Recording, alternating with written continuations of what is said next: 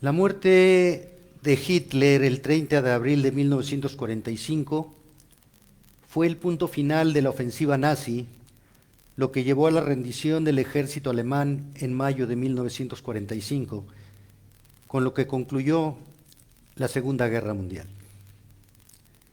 La historia de la humanidad nos muestra que el ataque a los líderes de un movimiento como el de Hitler, a los líderes de un gobierno, garantizan el fin de ese movimiento, de una guerra o de un gobierno. En el Edén, Satanás quiso quitar de Adán y Eva la certeza, la veracidad, la confianza de Dios. Satanás es el calumniador, el engañador. Satanás busca difamar a los creyentes para que los creyentes dejemos de creer, de confiar y de obedecer a Dios.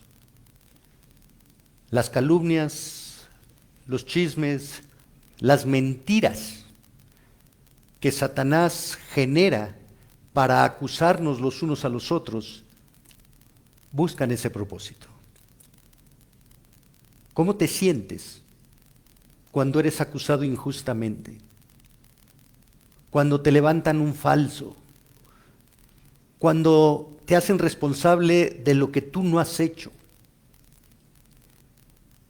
¿Y cuántas veces hemos practicado eso de acusar a una persona sin tener las pruebas en la mano de tales acusaciones?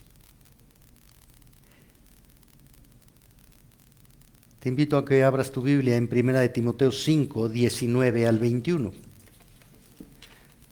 1 de Timoteo 5, 19 al 21. Y dice así la palabra del Señor: contra un anciano no admitas acusación, sino con 2 o 3 testigos. A los que persisten en pecar, repréndelos delante de todos, para que los demás también teman. Te encarezco delante de Dios y del Señor Jesucristo y de sus ángeles escogidos, que guardes estas cosas sin prejuicios, no haciendo nada con parcialidad. Oremos, hermanos. Bendito Señor, estamos delante de tu presencia. Tú conoces nuestros corazones y a ti no te podemos engañar. Te pedimos, Padre, que tú nos muestres nuestros pecados para que podamos reconocerlos, confesarlos y apartarnos de ellos. Te pedimos, Padre, que tú nos guardes del maligno, de las acusaciones que él vierte usando a otras personas contra nosotros, y que nos guardes de ser como el maligno, de acusar a otros sin tener evidencia de lo que decimos. Señor, que tu palabra cumpla el propósito por el cual tú la envías, y danos la sabiduría y el entendimiento para aceptarla y para vivir a través de ella, para honrar tu nombre. Es en Cristo que te lo pedimos, Padre. Amén. En la iglesia de Éfeso, podemos ver en el libro de Hechos capítulo 20, que Pablo advirtió a los ancianos de esta congregación que tuvieran cuidados de ellos mismos y de la congregación, pues a su partida entrarían falsos maestros que desviarían a los creyentes de la sana doctrina y de la correcta manera de adorar y obedecer a Dios. Y eso ya se estaba cumpliendo. Pudimos ver en el estudio que estamos haciendo de esta epístola cómo Pablo en el capítulo 1, sí, y en el capítulo 2 habla de esos falsos maestros, de las falsas prácticas que se están llevando en la iglesia, provocando un desorden en la congregación, alterando la sana doctrina. Esos falsos maestros están desviando a los creyentes de una correcta comprensión y práctica de la palabra de Dios. Y también esos falsos maestros atacan a los genuinos pastores, levantan falsos en contra de los que predican la sana doctrina. Y eso es un desorden en la iglesia. Y Dios protege a los que Él ha llamado al ministerio pastoral de estos ataques. Y tenemos que reconocer que ese mal que se da en la iglesia de Éfeso, se da hoy en la iglesia actual.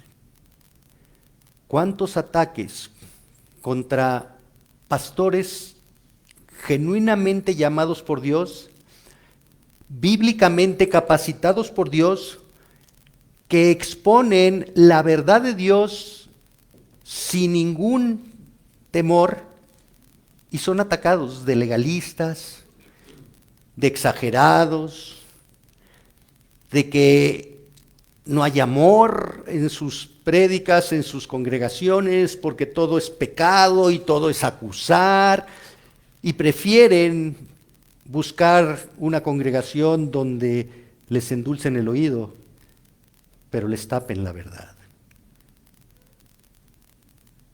Y hoy el Señor sigue protegiendo a los pastores que Él ha llamado al ministerio. Aquí en 1 Timoteo 5, 19 al 21, estudiaremos 4 formas en las que Dios protege a los pastores que la iglesia debe obedecer. 4 formas en las que Dios protege a sus pastores que la iglesia debe obedecer. Y la primera, protección contra las acusaciones sin fundamento. Dice el versículo 19, contra un anciano no admitas acusación.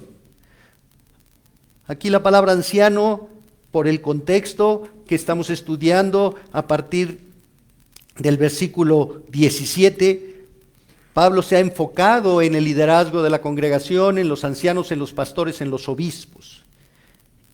Ya ha manifestado que los obispos son los gobernantes de la iglesia y que los obispos que gobiernan bien y que además predican y enseñan son dignos de doble honor, no solo del respeto de la congregación, sino de recibir una ayuda, un sostenimiento económico por parte de la congregación.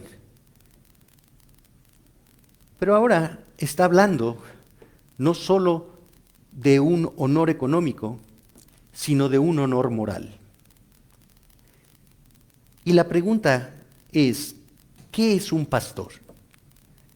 ¿Qué es un obispo? ¿Qué es un anciano? ¿Por qué se enfatiza la protección hacia ellos? Y la respuesta es muy simple. Un pastor, un anciano, un obispo, es una oveja con mayor responsabilidad que las demás ovejas en el rebaño del Señor. Es una oveja que lucha con su concupiscencia. Es una oveja que no es impecable porque lucha contra su concupiscencia y tiene que luchar contra su pecado. Es una oveja que tiene necesidad, que tiene conflictos, que tiene problemas.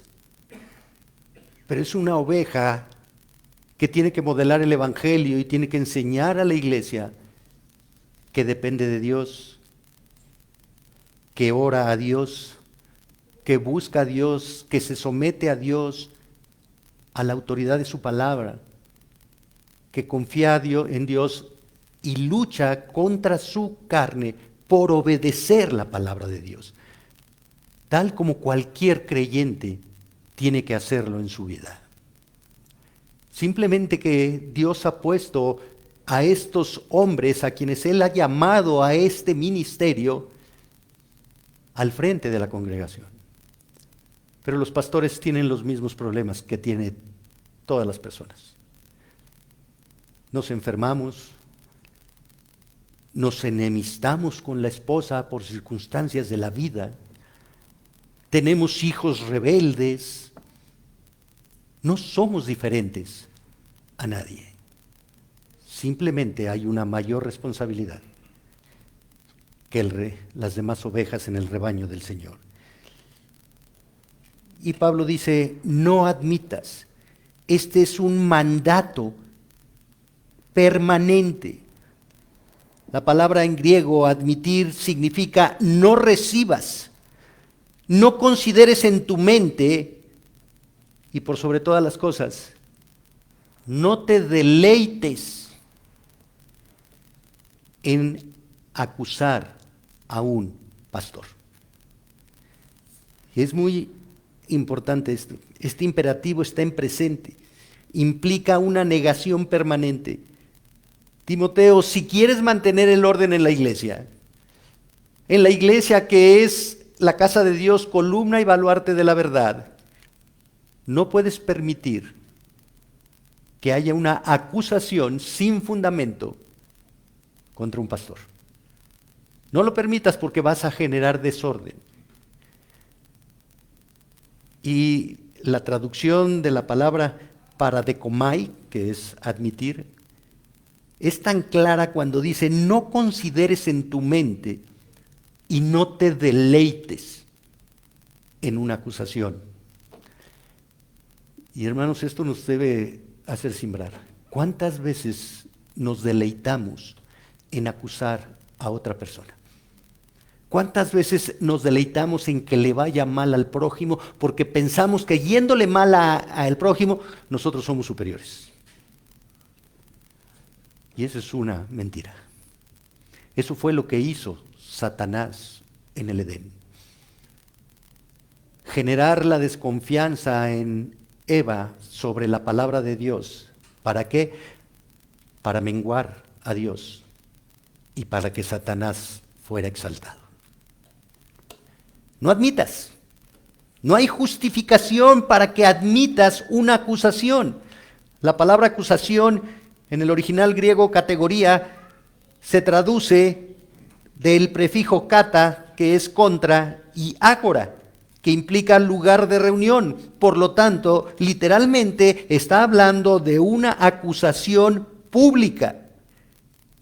Es hablar en contra de alguien públicamente por tener esta acusación un carácter judicial, un carácter criminal.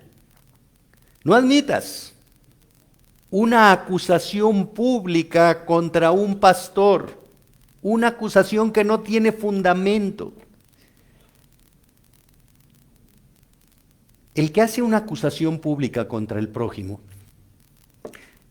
es porque primero, en el corazón, ya lo juzgó, ya lo condenó,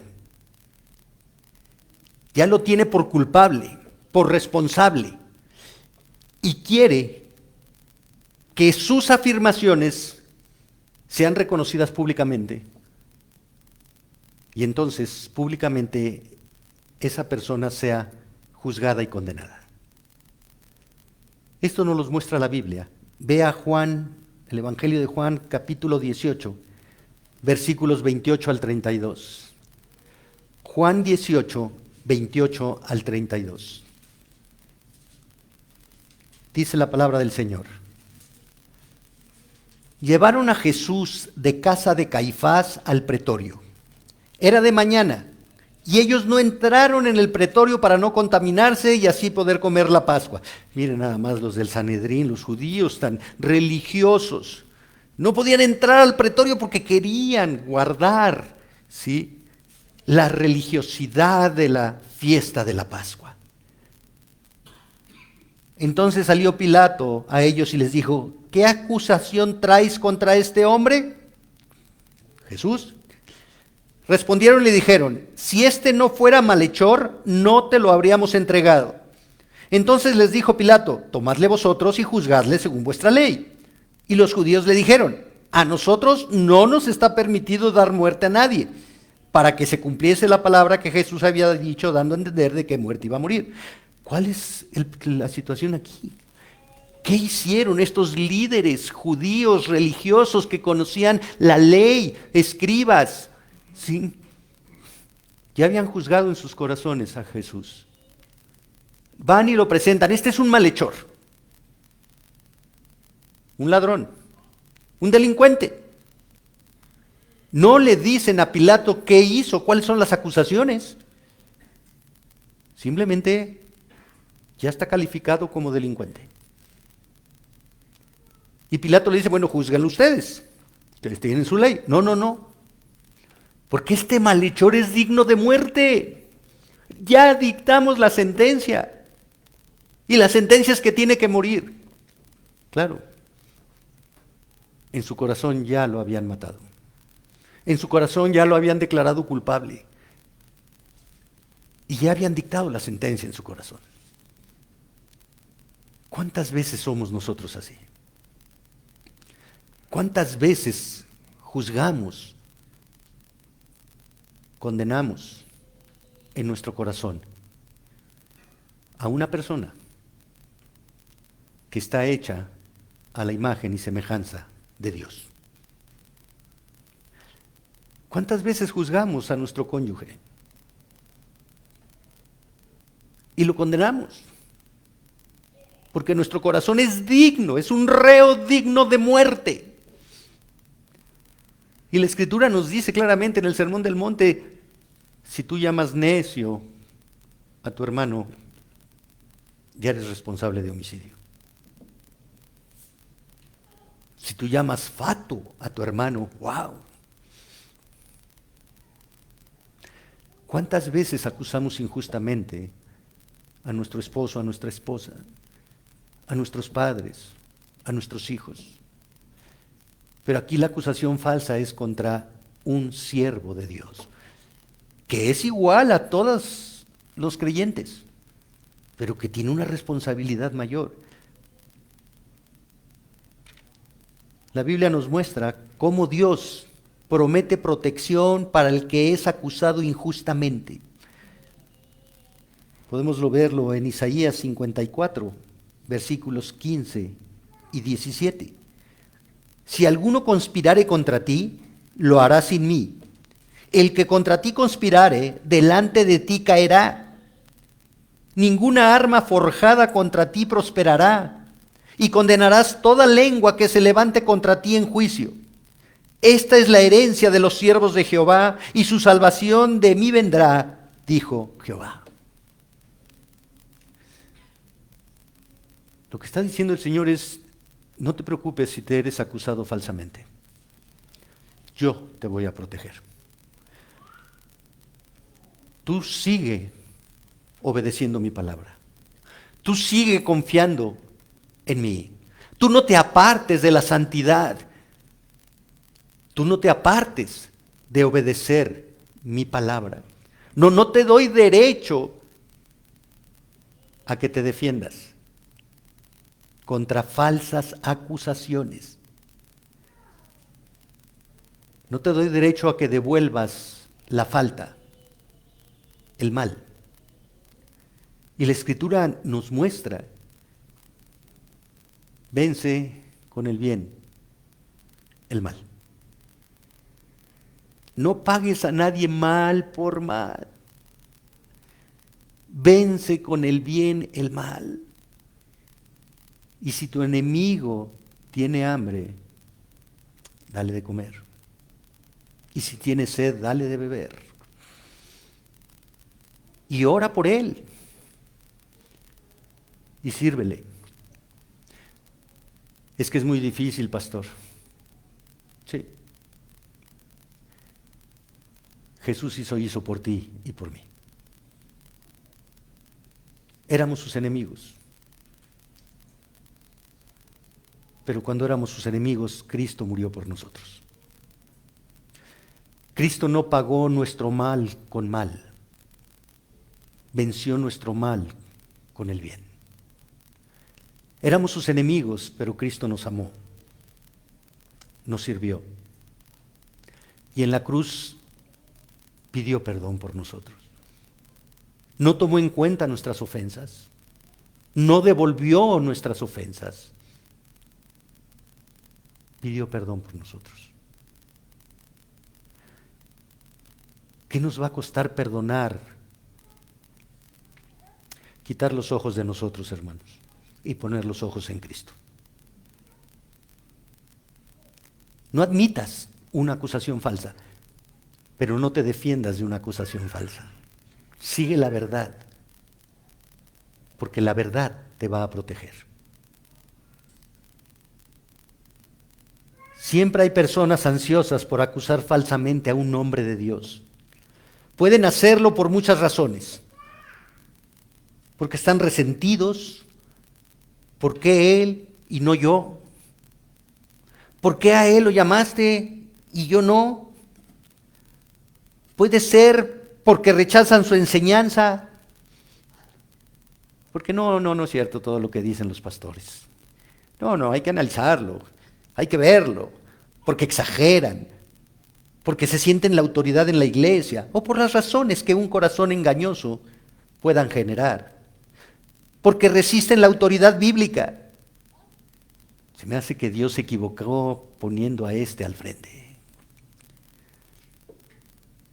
Por la que sea, por ambición, por envidia, por celos. Y se habla sin fundamento para atacar a la persona. Hermanos, estamos tan mal acostumbrados a atacar a los que están delante de nosotros. Estamos tan acostumbrados a juzgar y atacar a las autoridades puestas por Dios. Que si el presidente, que si es de este color o que si es del otro color, o que si está descolorido, pero lo juzgamos. Y la Biblia dice, sométete a toda autoridad porque toda autoridad es puesta por Dios. Y si tú te rebelas a esa autoridad, te rebelas a Dios.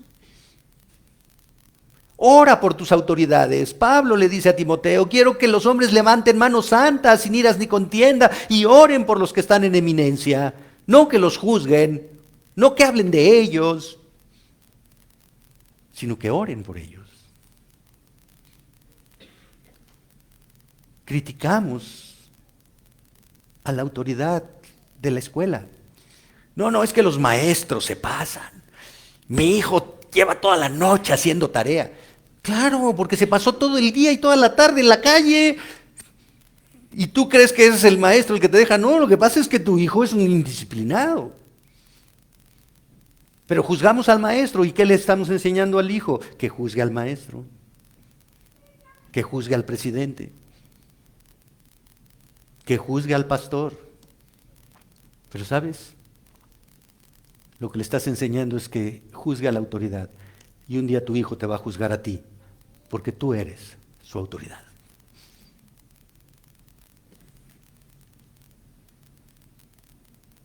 Y la Biblia nos muestra que los hombres de Dios fueron acusados falsamente. José, la esposa de Potifar, lo acusó de algo que él no había hecho. Falsamente, y fue a dar a la cárcel. Moisés fue acusado por el pueblo. Moisés, el libertador del pueblo. Y después el pueblo se fue contra Moisés, inventó cosas de Moisés. Y así podemos seguir con David, con Jeremías, con Nehemías, con el mismo Pablo. La segunda carta a los Corintios es una defensa de Pablo a los ataques de los falsos maestros en contra de él. Y desde luego, nuestro Señor Jesucristo. Falsas acusaciones. Como dice el escritor puritano John Trapp, la verdad siempre tiene un rostro rasguñado. Como las falsas acusaciones son un peligro real, Pablo da instrucciones a Timoteo de cómo debe afrontar esas acusaciones contra los ancianos. Timoteo, recházalas. No las admitas. No las admitas, recházalas. Ni siquiera las consideres, porque no son verdaderas. No le dice, oye, dile al anciano que se defienda. No las consideres, Timoteo.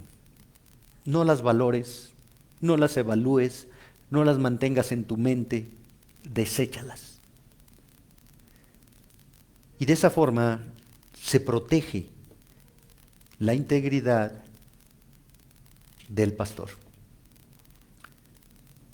El segundo punto, protección confirmando la acusación verdadera.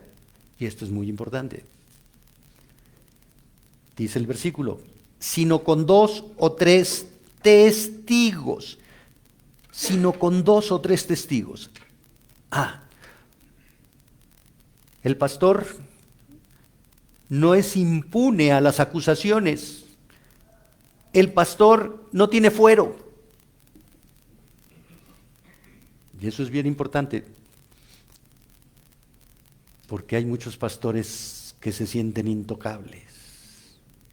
Sí, intocables. Soy el ungido del Señor. Y es más, no dejan ni siquiera que se le acerquen. Ellos separados.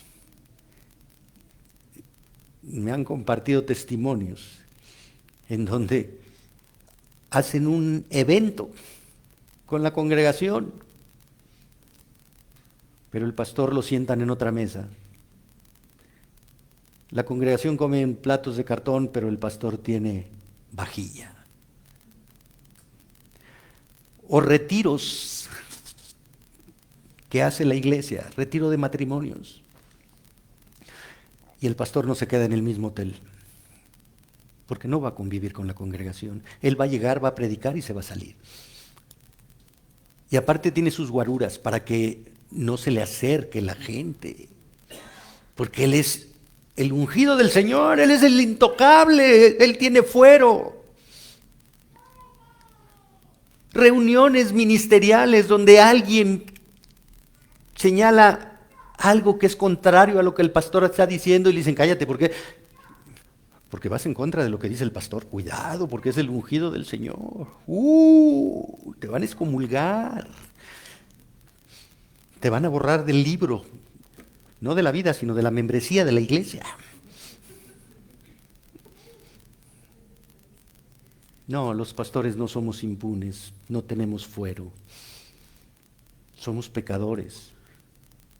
Y entonces puede haber una acusación que deba ser analizada, investigada y valorada. Pero aquí el Señor establece la condición de la acusación. Sí, mis pastores se pueden equivocar. Bueno, en el Antiguo Testamento vemos en Jeremías, ¿sí?, pastores que se aprovechaban del pueblo de Dios, que no sanaban a la perniquebrada, sino que la esquilmaban. Bueno, no estamos en el Antiguo Testamento, pero hoy hay pastores que siguen haciendo eso en la congregación. Y dice, viene un contraste, sí, no, conjunción de contraste, con 2 o 3 testigos. Pablo da las condiciones sobre las que se debe tomar con seriedad una acusación contra un pastor, basándose en el testimonio de 2 o 3 testigos. La única acusación válida contra un pastor es mediante el testimonio de 2 o 3 testigos, pero estos testigos tienen que ser testigos fidedignos. Y esto está establecido en la palabra de Dios. Deuteronomio 19:15 nos lo muestra. No se tomará en cuenta a un solo testigo contra ninguno en cualquier delito ni en cualquier pecado, en relación con cualquier ofensa cometida. Solo por el testimonio de 2 o 3 testigos se mantendrá la acusación.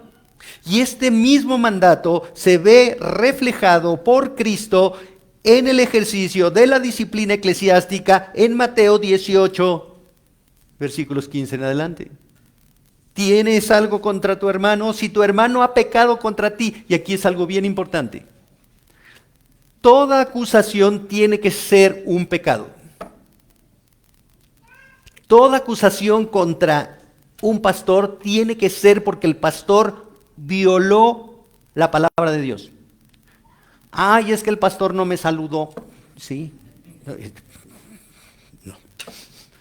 Es que se pasó de frente. No. ¿En qué ofendió a Dios el pastor? La acusación tiene que estar sustentada en la violación a la palabra de Dios, no en opiniones subjetivas. Puede ser que te caiga bien, que te caiga mal el pastor. Eso no tiene relevancia. ¿Sí? En Corinto, ¿qué decían? Había preferencias por los pastores. Yo soy de Pablo, yo soy de Cefas, yo soy de Apolos. Y Pablo dice, no, aquí no se hacen equipos. Aquí, ¿qué somos Pablo, Cefas y Apolo? Colaboradores de Dios. Punto. Puede ser que la personalidad de los diferentes pastores, tú te sientas más cómodo con una personalidad que con otra.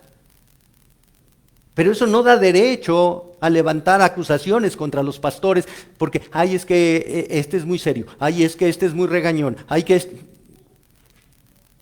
Una acusación basada en un pecado contra la santidad de Dios.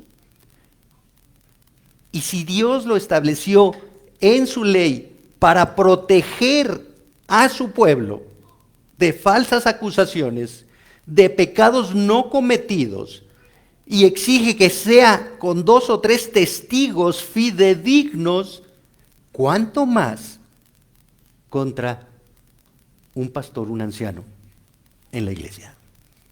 Pecado. La característica de los testigos. Bueno, ahí en Mateo 18, si tu hermano peca contra ti, ve tú a solas y si se arrepiente, has ganado a tu hermano. Y si no te hace caso, ve con 2 o 3 testigos para que la verdad conste en 2 o 3 testigos. Y es lo mismo, la misma condición aquí. Pero ¿cuáles son las características de los testigos? Uno, y la más importante, que sean cristianos. Que sean cristianos. 2, ¿qué es un testigo? Un testigo es aquel que personalmente presenció los hechos por medio de sus sentidos. Vio, oyó personalmente. No es un testigo de oídas. No es de que a mí me dijeron, ¿sí? No, entonces ya no eres testigo. Eres un chismoso.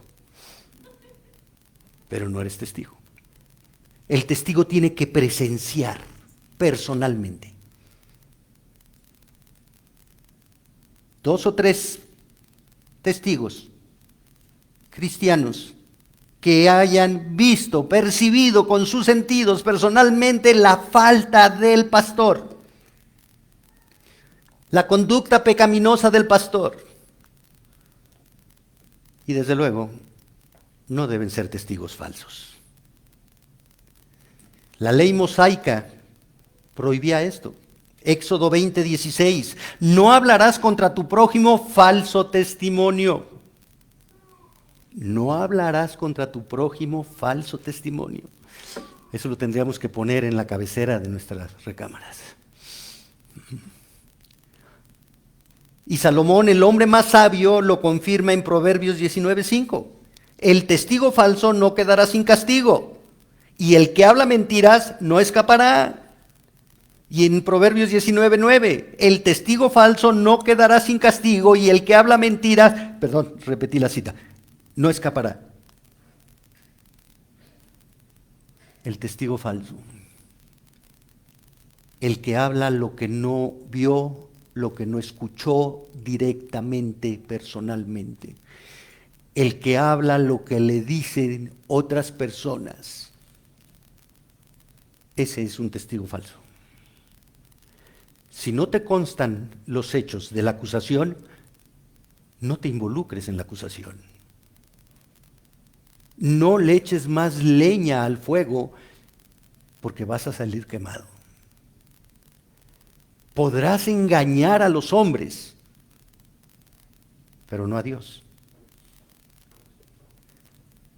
Y a pesar de que el Sanedrín, los líderes religiosos, conocían la ley, ¿Conocían la revelación de Dios que les acabo de compartir?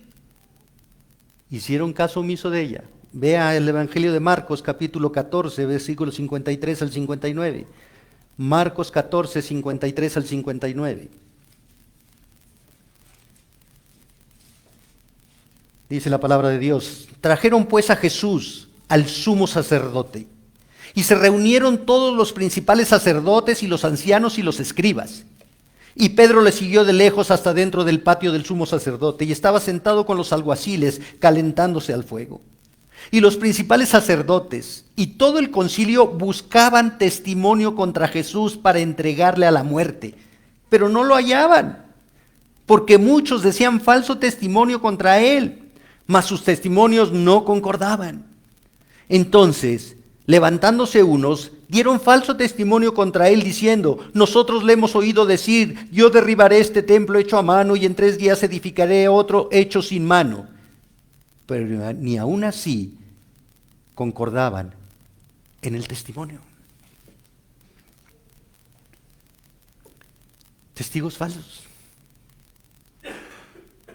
Testigos comprados. Tal vez amenazados. Tal vez les prometieron su cajita feliz con tal de que fueran a testificar en contra de Jesús. Y después, cuando Jesús resucitó, recordemos, Jesús muere y los judíos le piden al gobierno romano que pongan soldados romanos en la tumba de Jesús, porque tenían temor de que vinieran los discípulos de Jesús y se llevaran el cuerpo y después dijeran que Cristo había resucitado. Y ahí estaban los soldaditos, paraditos. Y Jesús resucitó. Y llegaron las mujeres y encontraron la piedra movida. Y el ángel les dice: Jesús no está aquí, ha resucitado. Y entonces los judíos dieron dinero a los soldados romanos para que dijeran que los discípulos se habían llevado el cuerpo. Falso testimonio. ¡Qué mentira! Si un soldado romano no obedecía las órdenes, era la muerte. Era la muerte. ¿De qué les servía el dinero si no lo iban a poder disfrutar? Falso testimonio. Mentiras. El propósito de tener 2 o 3 testigos es para que haya confirmación de la acusación. Otra vez, no quiere decir que un pastor no puede ser acusado. Todo lo contrario. La acusación se sustancia cuando hay testimonios fehacientes que concuerdan por 2 o 3 testigos en el pecado del que se está acusando al pastor.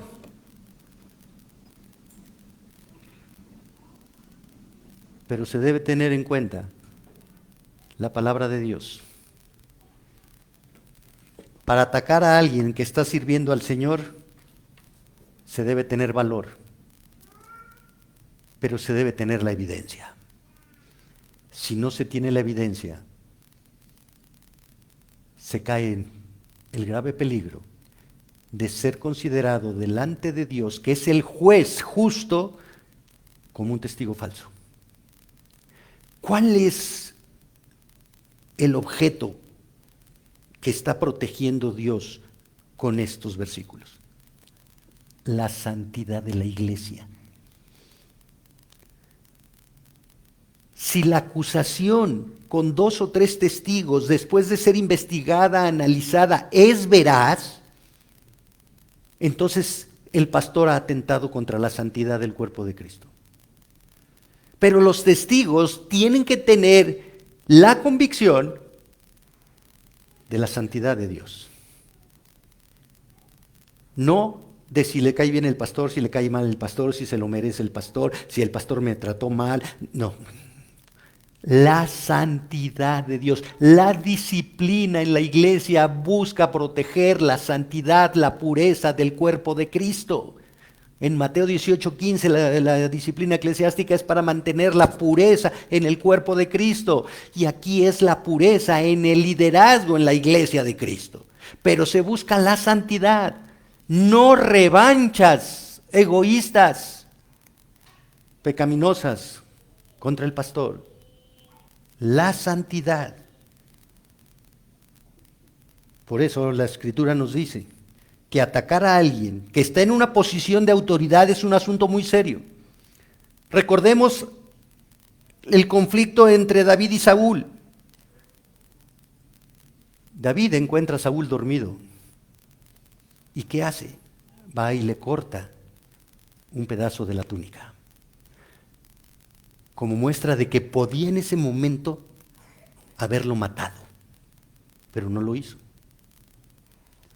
Pero después, eso está en el primer libro de Samuel, capítulo 24, pero después en el segundo libro de Samuel, en el capítulo 1, vemos que una amalecita que pensaba congraciarse con David, afirma, va con David y le dice: yo he matado a Saúl.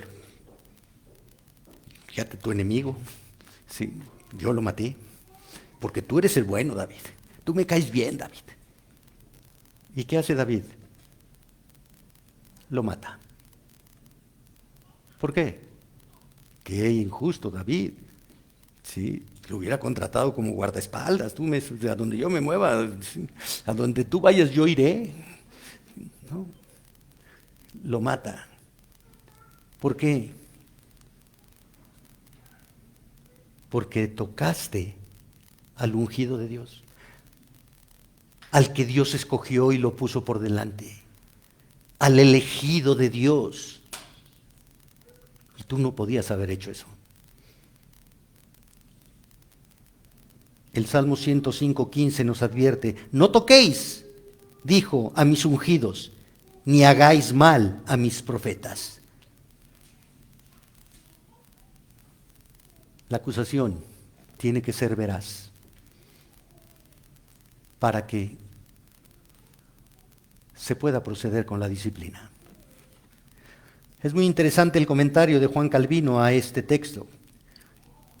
Y cito: ¿por qué pues el apóstol protege solo a los ancianos con este privilegio? Yo respondo que este es un remedio necesario contra la malicia de los hombres, porque ninguno está tan expuesto a las calumnias y difamaciones como los maestros piadosos. Y esto no solo proviene de la dificultad de su oficio, bajo cuyo peso algunos sucumben o titubean o se detienen o se equivocan, por lo cual muchos hombres perversos aprovechan la ocasión para encontrar defectos en ellos, sino que hay una vejación adicional, que aunque ellos desempeñen su oficio correctamente, como para no errar, jamás escapan a miles de críticas. Y esta es la astucia de Satanás: alejar el corazón de los hombres de los ministros para que gradualmente la instrucción pueda caer en desprecio. Así, no solo se hace mal a personas inocentes al herirles su reputación injustamente, sino que también la autoridad de la santa doctrina de Dios es menoscabada. Fin de la cita. Primero, no admitas acusaciones falsas. Segundo, confirma las acusaciones con 2 o 3 testigos. Tercero, protección a través de la reprensión. Ok, 2 o 3 testigos fueron coincidentes en la acusación. La acusación es real. El pastor ha pecado. Versículo 20, a los que persisten en pecar, literalmente, a los que continúan practicando el pecado como estilo de vida. Y aquí pecado implica rebelión, errar, perder el camino, errar en el blanco. Implica descarriarse del camino de Dios. Pero este término, amartano en griego, nos advierte que va incluido un elemento volitivo, lo que denota es una reacción humana contra lo santo y lo divino. Isaías 1:2 nos dice: oíd cielos y escucha tu tierra, porque habla Jehová. Crié hijos y los engrandecí, y ellos se rebelaron contra mí. Así como Israel se rebeló a Dios, nosotros nos rebelamos a Dios. Conocemos lo santo, lo sagrado, pero no lo obedecemos. Anteponemos nuestra voluntad a la voluntad santa, buena, perfecta y agradable de Dios. Sé lo que Dios me pide hacer, pero no lo hago.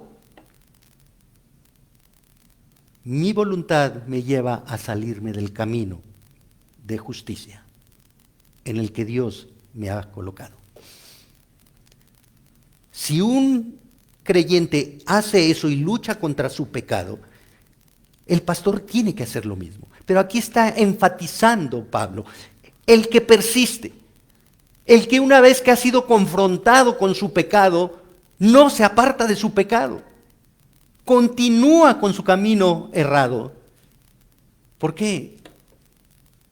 Porque a pesar de que es un pastor y que conoce la palabra de Dios, está mostrando con su estilo de vida que ama más su pecado que a Dios.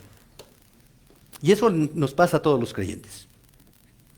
Cuando persistimos en ser necios y no someternos a la autoridad de Dios y no doblar nuestro corazón a la santa palabra de Dios para hacer lo que nosotros creemos, lo que nosotros pensamos, lo que nosotros creemos que es justo, ¿sí? Y desobedecemos a Dios,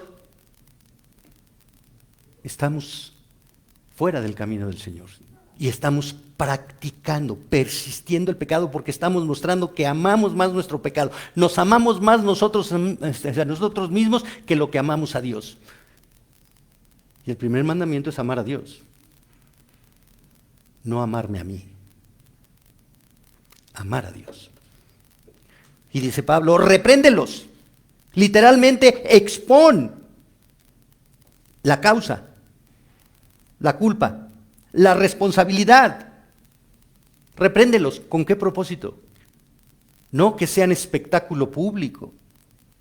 Repréndelos para que se arrepientan. Repréndelos para que se aparten del pecado. Repréndelos para que regresen al camino de justicia. Repréndelos. Pero dice, delante de todos, ante los ojos de todos, para que los demás también teman. ¿Quiénes son estos todos? ¿Y quiénes son estos demás? Bueno, delante de todos los pastores, porque hay una pluralidad de pastores, y delante de toda la congregación. Repréndelos públicamente para que el cuerpo de Cristo tenga temor de ofender a Dios. La disciplina es muy dura y es muy difícil, pero la disciplina es necesaria para salvaguardar la santidad del cuerpo de Cristo. Pablo no menciona aquí ningún tipo de pecado específico, pero sí expresa la certeza de la conducta pecaminosa del pastor. Los ancianos que tienen prácticas pecaminosas, los pastores que tienen prácticas pecaminosas, no deben ser pasados por alto. Su pecado debe castigarse con mayor severidad. La ley en Levítico 4, 22 al 26 nos lo muestra. Levítico 4, 22 al 26. Cuando pecare un jefe e hiciere por yerro algo contra alguno de todos los mandamientos de Jehová su Dios sobre cosas que no se han de hacer y pecare, luego que conociere su pecado que cometió, presentará por su ofrenda un macho cabrío sin defecto, y pondrá su mano sobre la cabeza del macho cabrío, y lo degollará en el lugar donde se degüella el holocausto delante de Jehová. Es expiación. Y con su dedo el sacerdote tomará de la sangre de la expiación y la pondrá sobre los cuernos del altar del holocausto, y derramará el resto de la sangre al pie del altar del holocausto, y quemará toda su grosura sobre el altar como la grosura del sacrificio de paz. Así el sacerdote hará por él la expiación de su pecado y tendrá perdón. La reprensión es para llamar al arrepentimiento.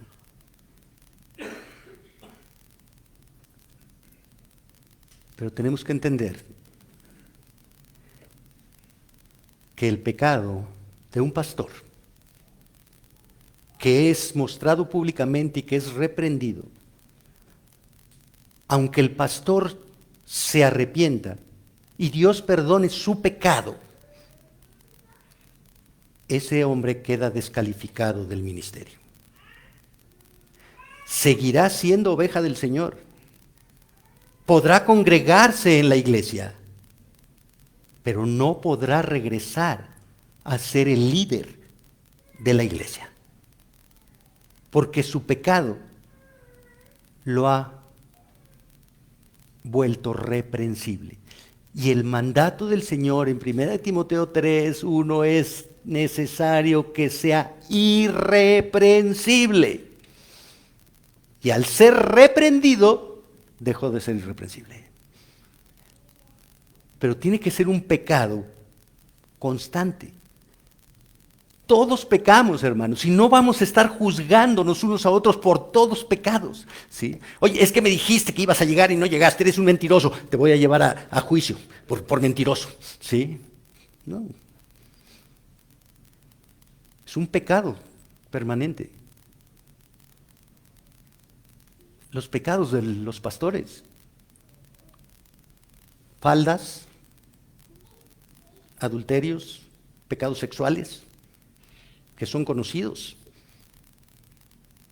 Fama, orgullo, poder se enseñorean sobre las ovejas del Señor. Faldas, fama y dinero, fortuna. Cuando pasan a recoger la ofrenda, en lugar de echar, Él saca. Pecados reales, verdaderos. Hace años los televangelistas fueron famosos porque fueron condenados por defraudación fiscal, por adulterio, por abusar de las hermanas. Y pierden el privilegio de estar al frente de la congregación predicando la verdad de Dios. Cuarto, protección mediante la imparcialidad. Te encarezco. Te encarezco es un encargo solemne que hace Pablo a Timoteo.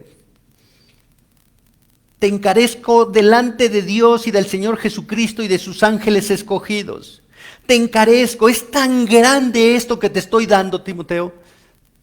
Este encargo es tan solemne, tan formal, ¿sí?, que pongo por testigos a Dios, a Jesucristo y a los ángeles.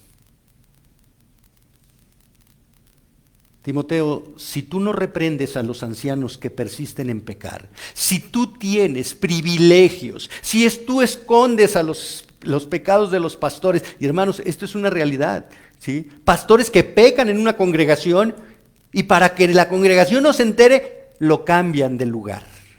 Ahora vete a pecar a otra iglesia, a otro poblado, pero aquí no, porque para que no se enteren, ¿sí? Te encarezco, ¿por qué?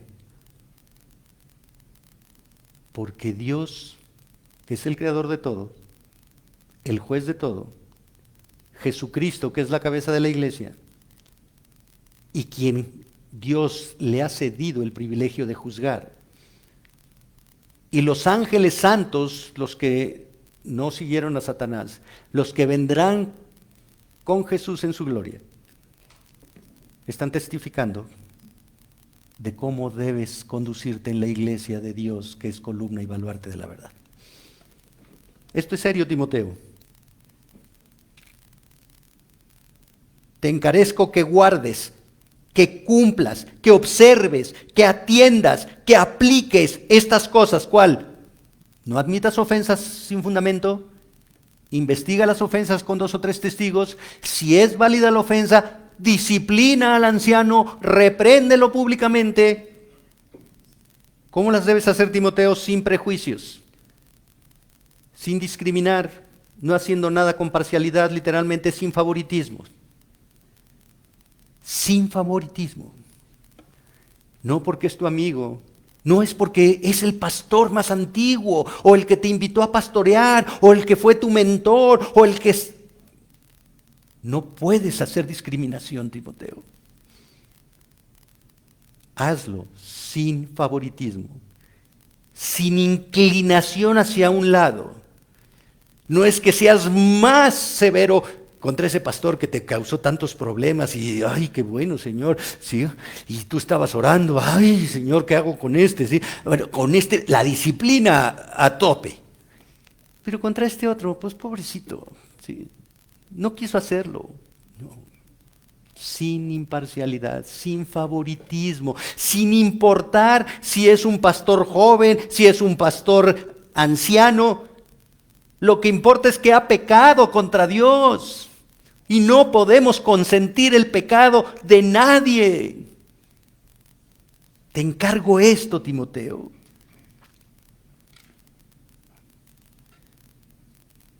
Por lo tanto, la iglesia tiene que afrontar una responsabilidad.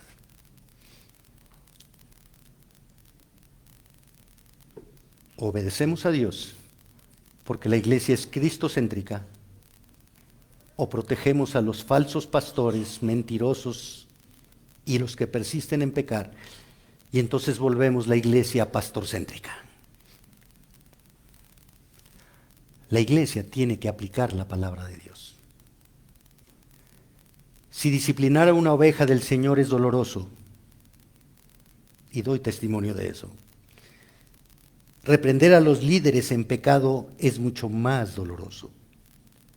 Sin embargo, Dios lo requiere porque la santidad de la iglesia debe prevalecer. Porque sin santidad nadie verá a Dios. Por eso, hermanos, oremos por nuestra santidad. Oremos por la santidad del liderazgo de esta congregación. Oremos por la santidad de la congregación.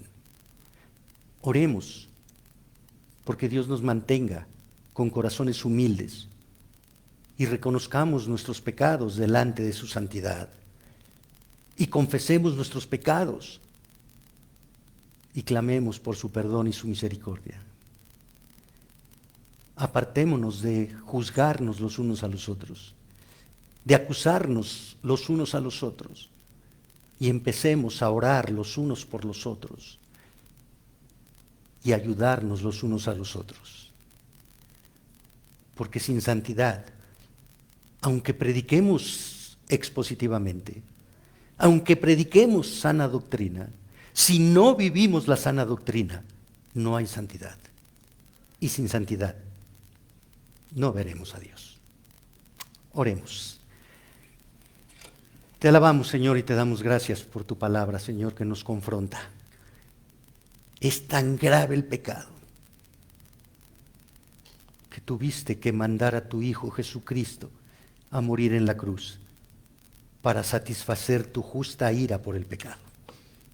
No había otra. En el mundo no había forma de satisfacer tu justa ira, porque el mundo está maldito por el pecado. La salvación tuvo que venir fuera del mundo. Y el único santo, santo, santo eres tú. Qué tan grave es el pecado que ni en la eternidad en el infierno da salida del infierno. Qué tan grave es el pecado que tú te entregaste para limpiarnos de él. Danos esa convicción de pecado, Señor, para que nos apartemos de él y busquemos la santidad que honra tu nombre y que muestra que somos tus hijos. Oro por los pastores, Señor, que tú has levantado, que nos des corazones temerosos de ti. No somos autoridad en la congregación, somos siervos tuyos para compartir tu palabra, la sana doctrina, predicarla correctamente y que tu grey sea alimentada, edificada, fortalecida para que pueda caminar contigo. Oro por los pastores que se han apartado de tu santa palabra para que tú tengas misericordia de ellos y los regreses al camino de justicia. Oro por los falsos pastores por los autoimpuestos, por los que se sienten intocables, por los que se sienten ungidos y privilegiados por encima de la congregación, para que los muevas a un genuino arrepentimiento, Señor, para que los apartes de prácticas idolátricas y pecaminosas. Oro, Señor, para que tu iglesia sea luz en este mundo. En Cristo Jesús te lo pedimos, Señor. Amén.